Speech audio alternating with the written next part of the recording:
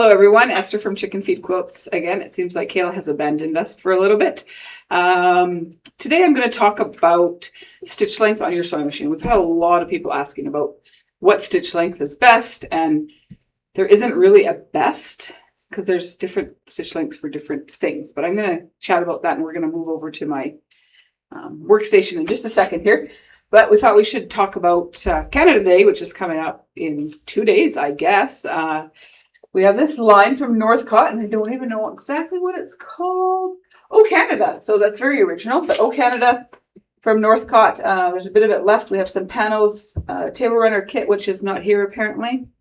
I'm not sure what happened to the table runner, but we do have this one kitted up. It is a kit right here. I don't know where the table runner is, but it is a kit. It's just a panel actually quilted, and it makes a great table runner, wall hanging for Canada Day.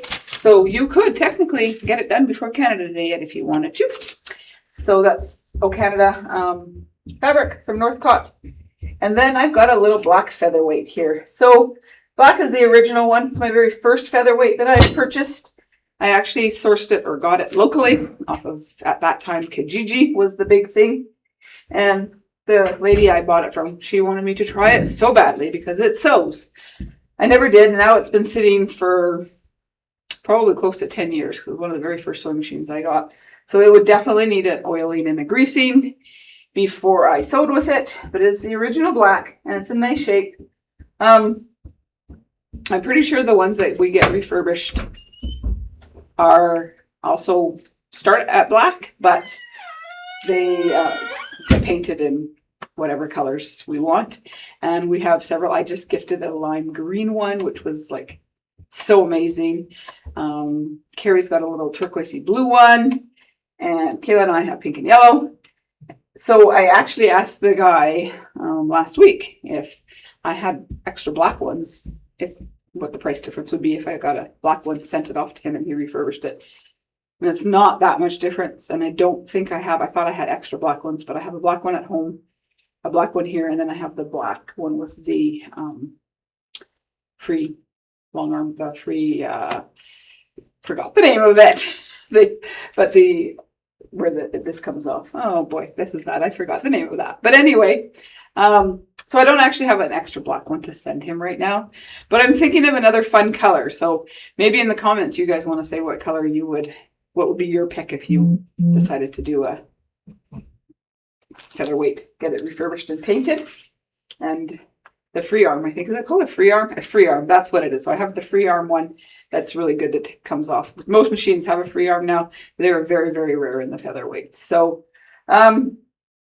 yeah, so let us know what color you would pick. I have a couple colors in mind yet that kind of are on my bucket list to have, but I'm not sure if I'm going to source my own black one or send him one of my black ones or just get him to source it and do the whole thing for me. So we're going to go and move over onto my cutting area now, my workstation, and we're going to talk about stitch length.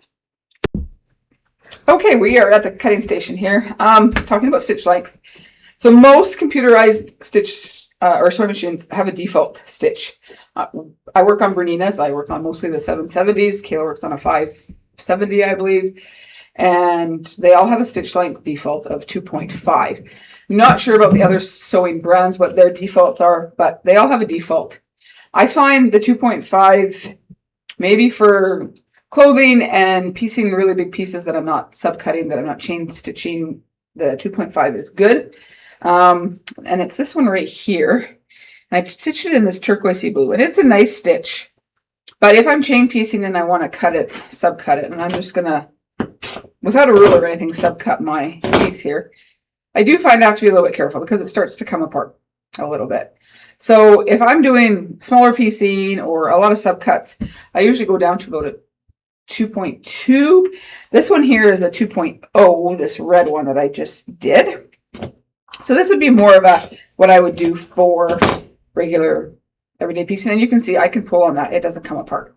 I'm pulling just as hard as I did on the one for the 2.5. I'll do the 2.5 again just to show you, see how it kind of comes apart.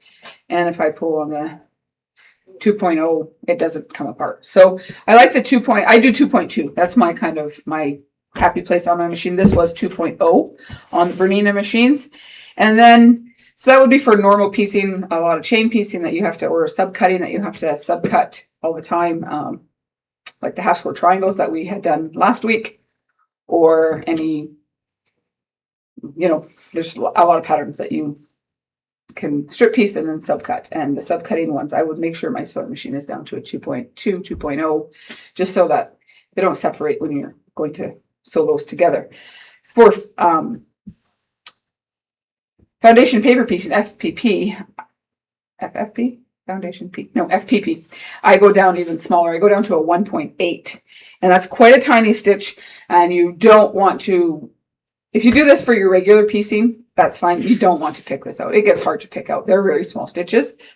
But when you're stitching over the paper, you want the paper to get really perforated so that you can pull the paper off of your foundation paper piecing after. So that's why I go quite small. And I don't know if you can see how small these stitches are in comparison to the 2.5, which is the default. I don't know. I tried to do them in different colors so you could see, but I don't know if you can see, but it's not a very big stitch to start with, but it definitely makes a difference. So I go quite small with foundation paper piecing only because you want your papers to perforate and you're pulling your papers off, so you don't want to see your stitches come through. So that's a 1.8. The largest that my sewing machine does, and that would be strictly for gathering for clothing, and I did not leave a tail to gather. Sometimes for bag making, they want you to baste something. There's a few quilt patterns, I guess, that they ask you to baste first. Then I would do like this. My largest is a 6. A lot of machines only go to a 5. But if you do 2 rows of this, you get a really nice gather, or you can baste it, and it comes out super easy. It's gone. So it's just one pull and that comes out. So for clothing, it's great for gathering. For basting bags, if you have to like baste a pocket down, you can just pull your thread out right away, which is kind of handy.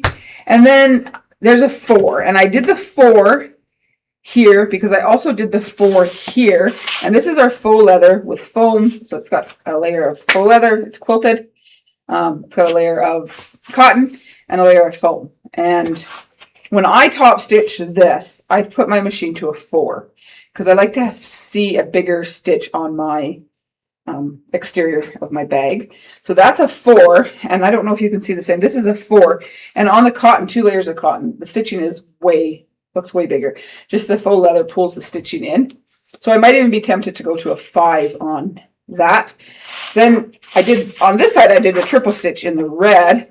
My Bernina loves triple stitch, but I often make bags on my Brother machine now. It's a little bit heavier duty, and it doesn't have the triple stitch option. So this is a 5 on the triple stitch, which gives you a really, really nice stitch for top stitching. It goes over 3 times. So you use substantially more amount of thread, and it takes a bit longer. Some machines do not triple stitch nice. They kind of don't go all the way back. This particular machine is amazing. My one at home is not so amazing. It seems like when it goes back to do overlaps the stitches, it doesn't quite overlap all of them, and it kind of looks a mess. So if I'm at the shop and I want to do a triple stitch, this machine stitches out nicely. I don't know if it's a tension issue on the machine or what it is, but it does, stitch really nice triple stitch. So just so you know, like the stitch lengths are the same. These ones here look a lot bigger. This one also is just like the 4, and it's also good basting. You don't want to sew anything with it because you can pull on this thread here, and you probably can. This one's a little bit less than the 6 to pull out, but you can definitely pull this out usually quite easily without breaking a thread. Oh, I broke a thread, so I lied there. But you don't want to do any piecing with anything this large. Any piecing, I don't think you would want to do over the 2.5. That's a pretty good stitch length. I suggest you play with your machines on your stitch length to see what you pick. Now, of course, different thread weights makes a difference too. I mostly use 50 weight thread. Sometimes for top stitching, I will use a 40. I just finished a quilt that I used a 40 because I was trying to empty some 40 weight spools out of my sewing room. So I did piece the quilt with 40 weight thread. It's a little bit thicker, and you can tell. So you may have to have a little bit of a bigger stitch length if you're piecing with a 40 weight. And then of course there's the other weights of threads too. But yeah, so I would think 1.8 would be the smallest I would go for foundation paper piecing, and the biggest I would go for regular piecing is a 2.5. Probably somewhere in between there would be your happy place for that. And it's just how well it stays together for when you subcut and have to resew your seams. So I hope that was somewhat helpful for you on the different stitch lengths that there are out there, and to show you why you pick a length to stitch with. So yeah, that's everything, and we'll talk to you next week.